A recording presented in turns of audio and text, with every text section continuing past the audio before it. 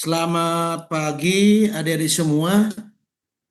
Bisa Selamat dengar pagi, suara Prof. saya? Selamat pagi, Bisa Prof. dengar, Dengar, Prof. Prof. Bisa, Baik. Prof. Oh, ini baru berapa ini? 100 berapa nih? 143. Masih kurang, masih banyak ini ya. Kita tunggu 5 menit ya.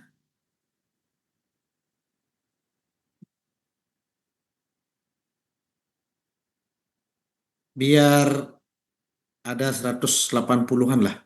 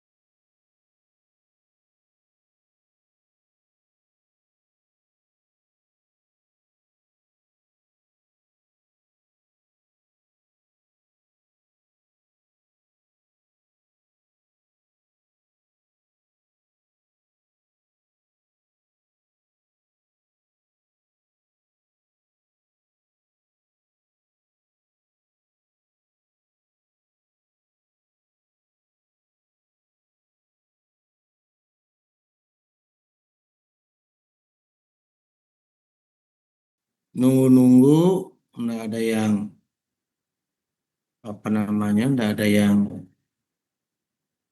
masuk. Saya record dulu. Record is in this to the cloud. Oke. Recording in progress. Halo, Halo, Prof. bisa dengar suara saya? Prof. Bisa Bisa dengar, dengar, Prof. Prof. Baik, ininya udah kelihatan. Terlihat, Prof. Baik. Terlihat. Nah, kita akan melanjut. Hari ini berkaitan dengan bridge standar. Nah, mohon ini diperhatikan untuk nanti adik-adik membuat videonya. Apa saja yang perlu dibuat begitu. Nah, hari ini kita akan mulai bridge standar. Ini penting, inilah sebetulnya deskripsi daripada anjing Kintamani itu sendiri. Yang pertama, silakan untuk standar breed lengkap sesuai FCI bisa dilihat pada webnya FCI, Federation Cynologic International. Ya, cari pada bagian FCI breed nomenclature. Terus berikutnya ada cari pada bagian Kintamani Dog yang profesional. Tinggal diklik, nanti akan keluar breed standar yang resmi dan sah untuk anjing Kintamani. Ya. Nah, sebetulnya kalau adik-adik baca itu, sebetulnya kita udah selesai kuliah hari ini begitu. Nah, tetapi walaupun demikian, saya akan coba sedikit menambah, ada hal-hal yang barangkali menarik atau penting untuk di apa namanya kita sampaikan. Yang pertama, Tentu semua tahu bahwa Kintamani itu, anjing Kintamani itu sangat populer sekarang. Bahkan setiap apa namanya, ada dog show di luar negeri, anjing Kintamani selalu ikut sekarang. Jadi kalau boleh dikatakan sudah mendunia, meskipun belum banyak negara-negara yang memelihara anjing Kintamani. Tetapi paling tidak dalam setiap event internasional anjing Kintamani itu sudah ada. Nah, nanti kalau adik-adik baca standar, ya, itu menyangkut tentang karakteristik eksterior, karakteristik bagian luar anjing Kintamani itu. Juga di sana ada sejarah anjing Kintamani, terus ada temperamen perilaku, dan ada juga hal-hal yang tidak boleh atau terdapat pada anjing Kintamani. Yang pertama, eh, ini mungkin sudah kemarin ya, jadi asal muasal dari anjing Kintamani, tetapi yang jelas keberadaannya itu di sekitar Gunung Batur Kintamani itu di awal. Nah, ini kemarin sudah saya sampaikan Februari 26 diregister sebagai anjing ras pertama Indonesia. Terus di 2012 itu diregister sebagai anjing Asia oleh AQ, dan 2019 diregister sebagai FCI breed. Nah, cuman masih profesional. Nah, ini salah satu saya dapat kesempatan meeting di Taiwan, ya. Jadi kita bertemu dengan para kinolog atau peranjingan tingkat Asia dan Pasifik, dan kebetulan kita membawakan anjing Kintamani. Jadi ini sebelum anjing kita ditetapkan sebagai anjing ras, kita mendahului menampilkan atau memaparkan anjing Kintamani pada pertemuan tersebut. Dan di sana anjing kita mereka sudah bisik-bisik, ini sangat-sangat dimungkinkan untuk ditetapkan sebagai anjing ras. Dan itu benar, di 2012-nya anjing kita langsung mendapat pengakuan IQ. Penggunaan anjing Kintamani itu companion, jadi hewan kesayangan, hewan yang dekat dengan anjing. Nah, perlu saya sampaikan, kadang-kadang pengertian di dalam bahasa Inggris dengan bahasa Indonesianya itu berbeda. Di dunia perkinologian itu berbeda. Contohnya, banyak yang menyampaikan anjing Kintamani itu adalah anjing apa namanya? Anjing apa ya? Bentar. Dalam bahasa Indonesia sering disebut anjing penjaga. Coba di beberapa blog atau teman-teman dokter hewan banyak menyebut sebagai anjing penjaga. Saya tidak menyalahkan, tetapi dalam pengertian kinologi, anjing Kintamani itu tidak tepat disebut anjing penjaga. Penjaga dalam bahasa Inggris adalah guard dog. Dalam bahasa Indonesia penjaga itu salah. Biar adik-adik mengerti. Penjaga di dalam bahasa kinologi atau yang disebut guard dog itu adalah anjing-anjing yang ukuran tubuhnya besar. Ukuran tubuhnya besar, temperamen galak. Mana kalau penjaga ukurannya sedang. Mana kalau penjaga ukurannya temperamennya tidak galak, itu enggak ada. Nah, jadi kriteria-kriteria disebut guard dog itu tidak dimungkinkan oleh Kintamani. Ya, meskipun dalam bahasa Indonesia anjing penjaga, tetapi kita mengacu pada dunia kinologi disebut companion, anjing yang dekat dengan manusia. Mungkin yang disebut orang-orang Indonesia dulu penjaga itu, kita punya anjing Kintamani, dia tinggal di rumah, apabila ada orang masuk dia mungkin menggonggong. Oh, itu disebut menjaga rumah, padahal arti gadok sebagai kinologi itu tidak demikian karakteristiknya. Itu yang perlu. Oleh karena itu, kita berkesimpulan di Perkin, penggunaan anjing Kintamani itu adalah companion, bukan sebagai sheep dog, bukan sebagai guard dog. Itu. Yang berikutnya sudah kemarin grup 5 speed and primitive type.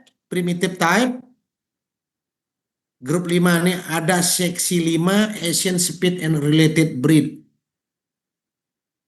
Artinya speed ini anjing yang memang berasal dari sananya memang demikian, tanpa ada sentuhan manusia untuk merubah daripada karakteristiknya.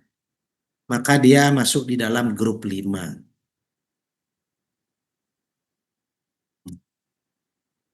Secara singkat, ya, summary dari breed historical Kintamani, ya, kita tetap menganggap sebagai anjing yang berasal dari Bali. Ya. Sejarahnya adalah identik dengan Bali Street Dog.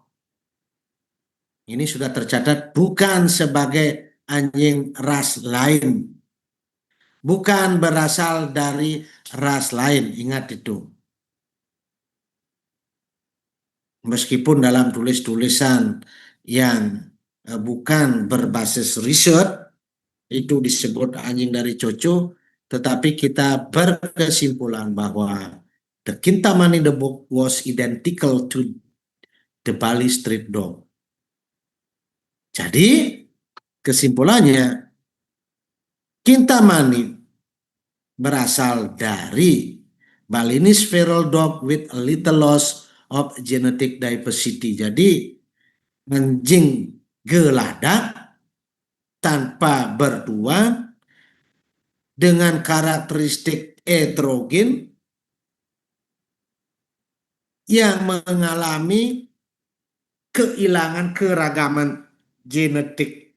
Itulah memunculkan anjing Kintamani.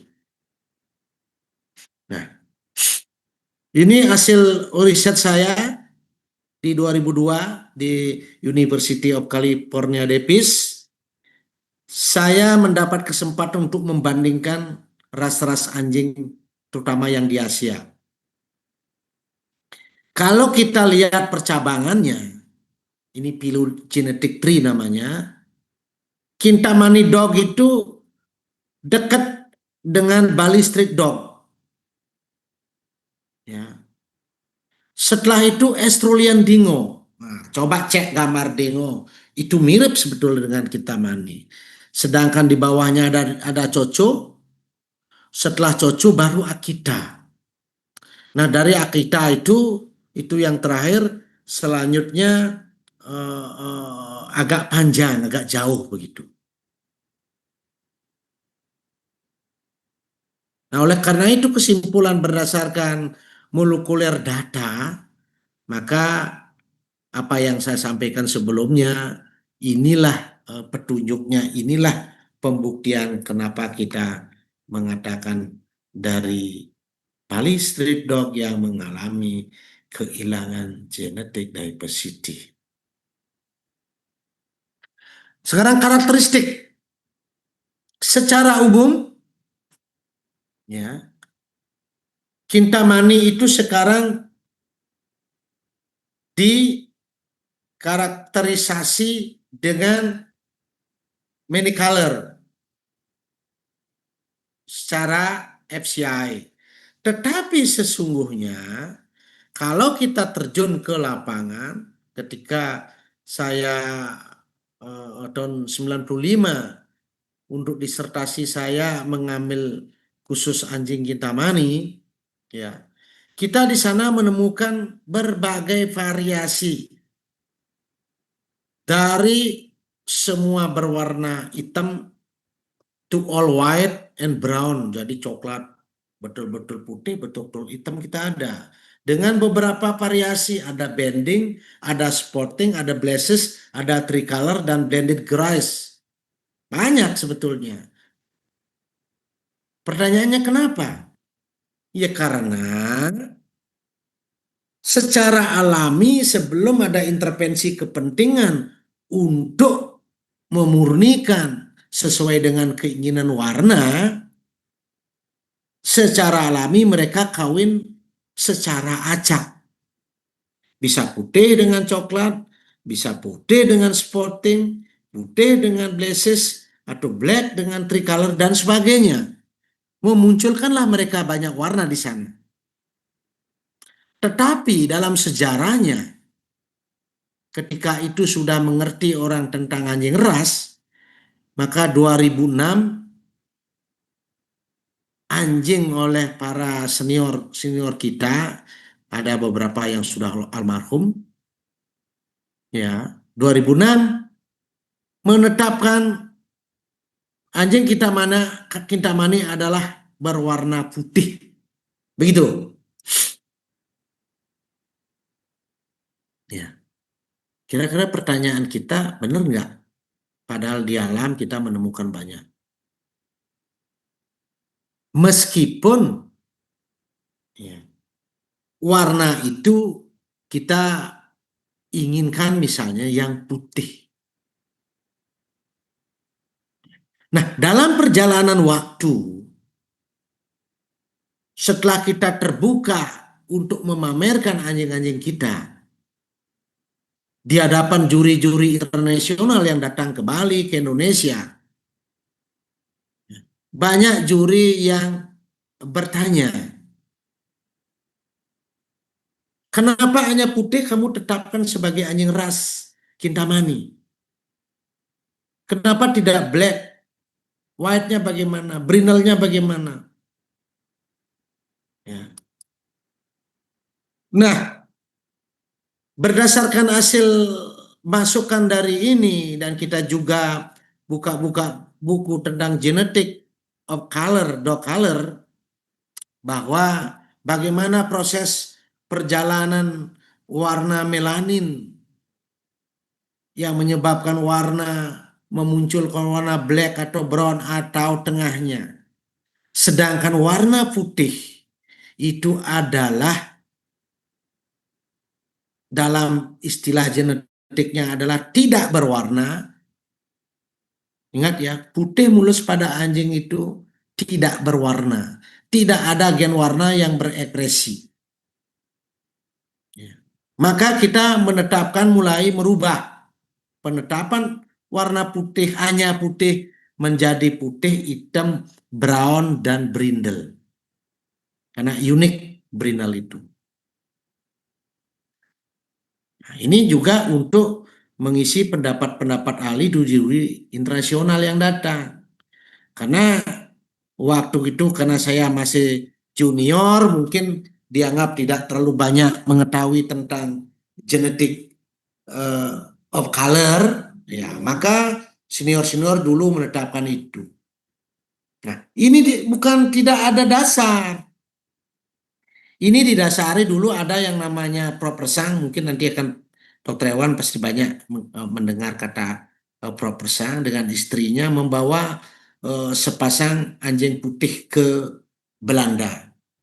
Nah, di sana itu dibiarkan antara dua itu, maka anak-anaknya menjadi putih sampai kurang lebih menjadi 30 ekor. Nah, itulah dasarnya dari berita itu anjing kita dianggap putih. Ya. Padahal di dalam penentuan breed standar di FCI itu tidak warna itu tidak ditutup. Beda dengan karakteristik ekor misalnya, atau karakteristik telinga, anatomi. Kalau warna tidak, kita lihat misalnya Dalmatian, ada yang warnanya black atau brown. Demikian juga yang namanya Labrador Retriever. Ya. Ada liver, ada black, ada apa namanya brown, macam-macam. Nah, begitu juga pada POM misalnya ada particolor. Nah, oleh karena itu kita akhirnya merubah. Ya. Jangan sampai kalau kita menetapkan putih, warna lain itu tidak akan berarti, padahal secara anatomi dia sama. Begitu juga penamaan. Penamaan asli sesuai dengan FCI. Kalau nanti ras kita ras definitif, maka anjing Kintamani itu disebut dengan anjing Kintamani Bali. Karena harus 3 suku kata. Kintamani Bali Dong begitu. Indonesianya anjing Kintamani Bali. Oke.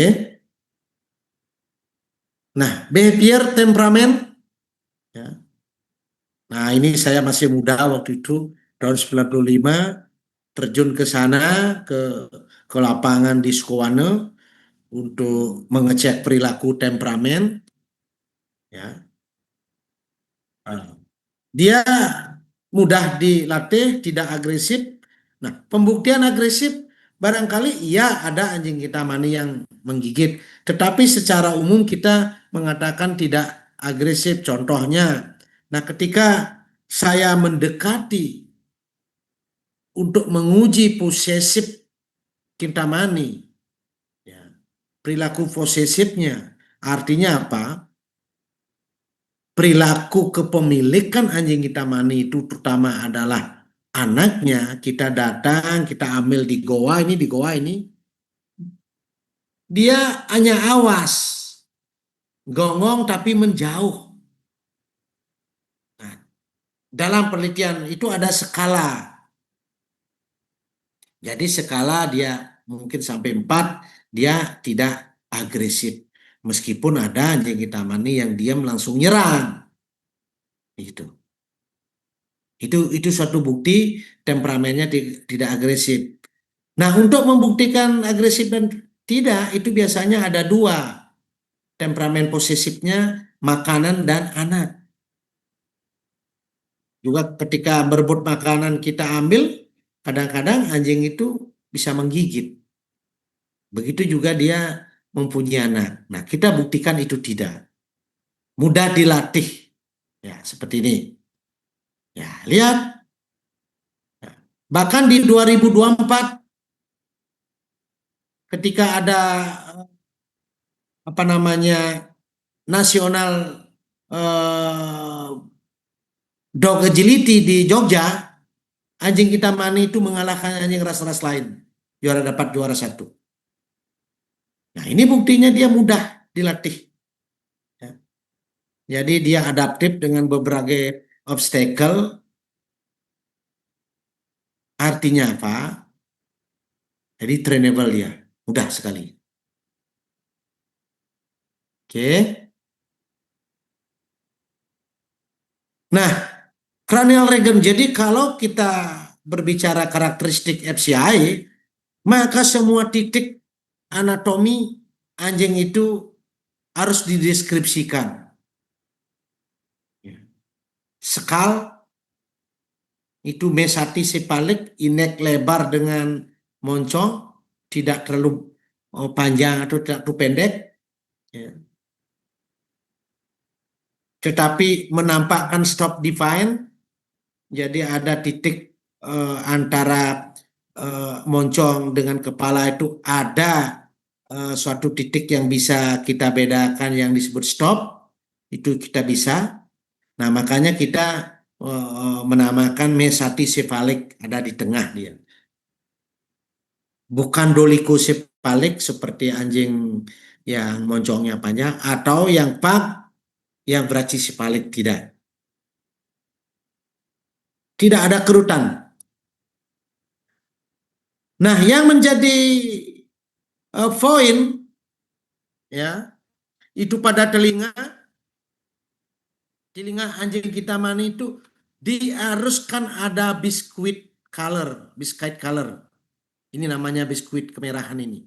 Harus ada. Kalau putih mulus itu non color, tidak berwarna, ya.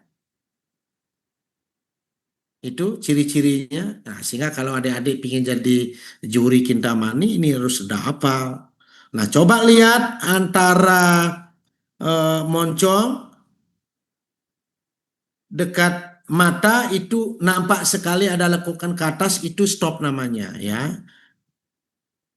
Terus di hidung itu berwarna black color and gray color permitted. Jadi kalau ada yang gray itu masih dimungkinkan. Telinganya triangular, bentuk segitiga dengan berwarna biskuit color. Ya. Bibir itu hampir hitam. Ya.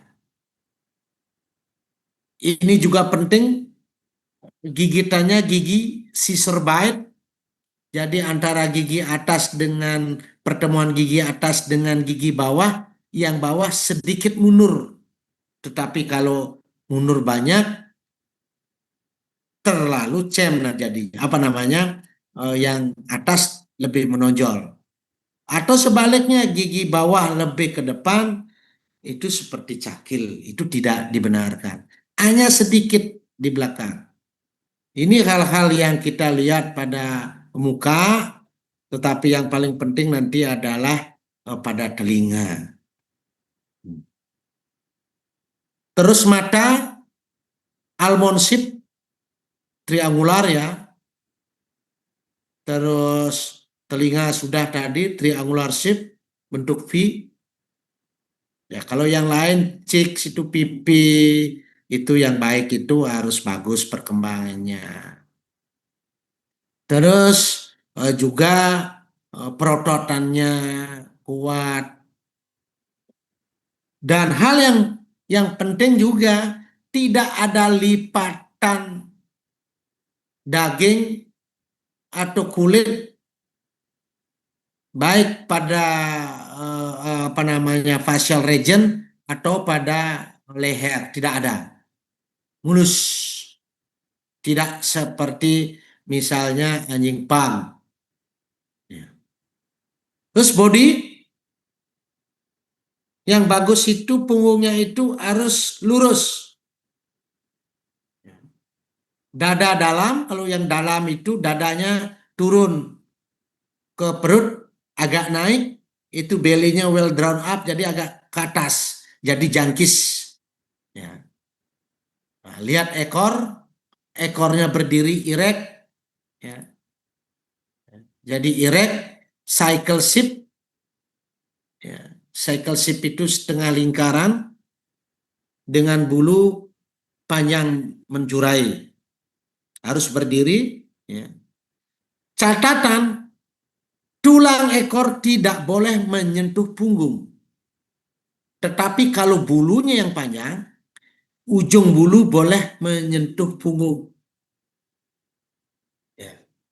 Kalau tulang punggung menyentuh itu, berarti dia tidak masuk kategori anjing ras Kintamani. Oke. Itu hal yang penting. Shoulder, jadi kaki depan harus berdiri lurus, tidak terlalu buka, tidak terlalu tertutup. Tumit-tumit, ya, betul-betul lurus pada bagian bawah, dan tulang bulat. Jadi benar-benar dia menampakkan, tidak kalau mungkin adik-adik pernah mendengar kata apa namanya itu, ya, kuku Aladin pada sapi begitu, itu sebenarnya pada bagian bawah itu tidak kuat karena kukunya yang memanjang. Tidak seperti itu. Ini benar-benar bulat di bawah. Sama juga yang di belakang. Tetapi anjing Kintamani secara genetik dia tidak akan melempar seperti anjing German Shepherd yang 45 derajat ke belakang, ini tidak. Tetapi sedikit kaki belakang harus ditarik ke belakang, seolah-olah tertarik ke belakang, sedikit saja. Tidak seperti anjing German Shepherd. Sama, ya, apa namanya, jeri-jeri bawahnya itu tight, bulat, betul-betul bulat, jadi kuat kelihatannya. Nah, pergerakannya, nah ini tahan, ringan, dan bebas. Anjing Kintamani kalau kita lihat dalam jalan misalnya agak sedikit berlari, dia ringan. Tidak seperti misalnya German Shepherd atau Golden Retriever. Kalau Golden Retriever itu badannya juga digerakkan karena dia tidak resilient, tidak light. Sedangkan Kintamani itu lincah begitu. Itu suatu ciri. Nah, untuk bulu sesuai dengan standar FCI, kita harus menetapkan tipe bulu. Paling tidak ada 2 tipe bulu, yang di dalam dan yang di luar. Yang di dalam itu seperti bulu kapuk, yang di luar itu adalah bulu yang protektif, yang agak-agak keras, bulu kapas. Dan itu Kintamani itu mempunyai 2 jenis bulu ya. Nah, tetapi hal yang terpenting, bagian-bagian mana yang menunjukkan karakteristik unik pada bagian ekor, pada bagian bristle itu di belakang paha, ya, dan di withers itu pada punuk. Kalau pada sapi punuk, di sana harus bulunya lebih panjang dan lebih tebal. Wajib. Kalau itu tidak, itu disangsikan sebagai anjing Kintamani. Warna seperti saya sebut tadi, ya, sesuai dengan standar FCI, black color, white with biscuit color, dan brown dan brindle. Nah, coba bayangkan yang di atas hitam, yang di bawah putih, secara anatomi ada beda nggak? Ada kan? Cuman warnanya aja yang berbeda. Gitu. Terus tinggi tubuh. Nah, ini juga menjadi standar. Sudah dicatat dengan berat. Ya, tetapi tentu ini sekarang sedikit ada perubahan tentang tinggi maupun berat. Karena pola kita menulis itu di awal yang betul-betul dari Kintamani, tetapi sekarang dengan sistem pemeliharaan yang baik, mungkin tingginya sedikit agak berubah sedikit, terus berat juga sedikit berubah. Karena sistem manajemen peternakannya semakin baik. Nah, hal yang terpenting, jangan sampai kalau kita pelihara anjing Kintamani untuk dog show, ada hal-hal yang kita anggap kesalahan kita pelihara. Nah, bila mana tidak mengikuti seperti yang saya sebut, itu fall. Jadi fall. Jadi tidak masuk di dalam kategori anjing Kintamani. Nah, namun fall yang tadi masih mungkin bisa dimasukkan di dalam dog show, tetapi biasanya akan tidak dapat juara. Ada hal fall yang benar-benar galak, diskualifikasi.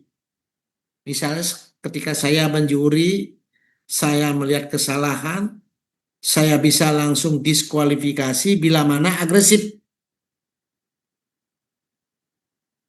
betul-betul extremely overshot and undershot, kelihatan cakil itu ya kita pasti akan keluarkan. Yang paling nampak juga ear not erect. Jadi kalau telinga lunglai begitu otomatis go out, keluar.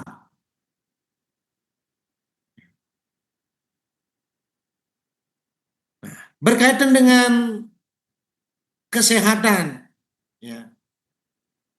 Ada beberapa laporan jurnal-jurnal yang saya bimbing mahasiswa, ini bisa dilihat berkaitan dengan penyakit-penyakit anjing hitam yang mungkin ditemukan.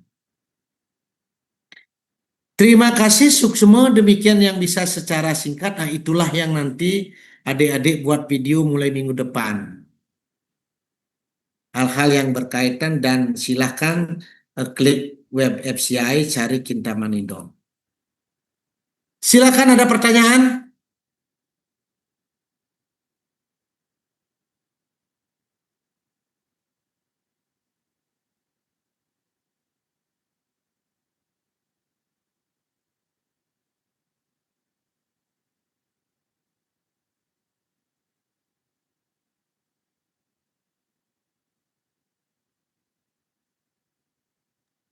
Izin bertanya, Prof. Ya, Mengenai tugas videonya, apakah ada ketentuan waktu maksimal atau minimal videonya nggih? tidak. Jadi saya pikir untuk satu sesi memperkenalkan deskriptif, ya, itu saya kira ya paling-paling sekitar 15-20 udah cukup kayaknya. Silakan. Tetapi hal-hal poin seperti cover, seperti penyampaian tugas, jangan sampai itu penting sekali. Jangan sampai misalnya kalau kita menganggap ini benar, biar tidak ditiru kalau itu salah misalnya. Tetapi kalau ini sebagai tugas, orang akan memaklumi bahwa itu adalah penugasan mahasiswa gitu. Ingat itu. Sedangkan yang lain di bawahnya silahkan berkreasi. Ada lagi pertanyaan?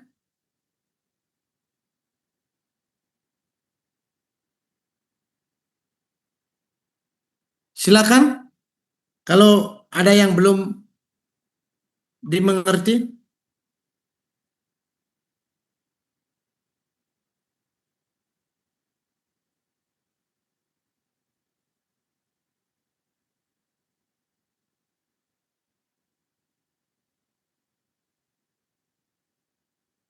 Gimana Dedek?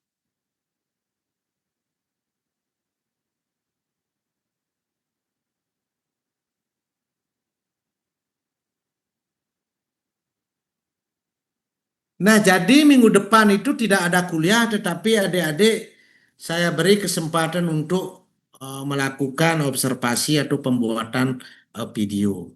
Ada pertanyaan?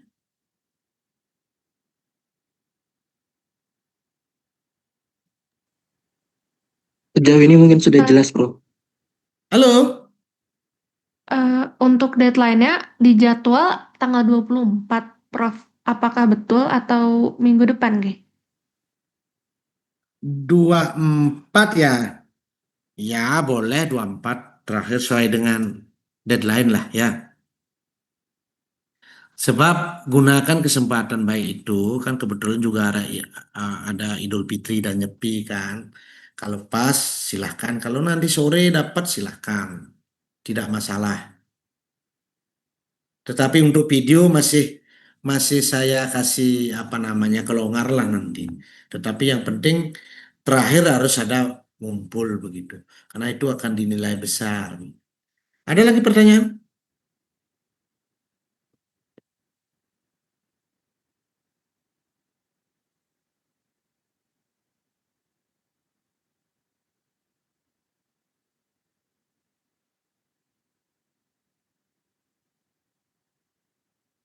Ada deh. Kalau tidak saya tutup ya. Oke, Prof. Ya, nanti sampai ketemu pada apa namanya pada kuliah-kuliah berikutnya. Selamat pagi menjelang siang. Saya tutup dulu ya. Selamat pagi, Prof.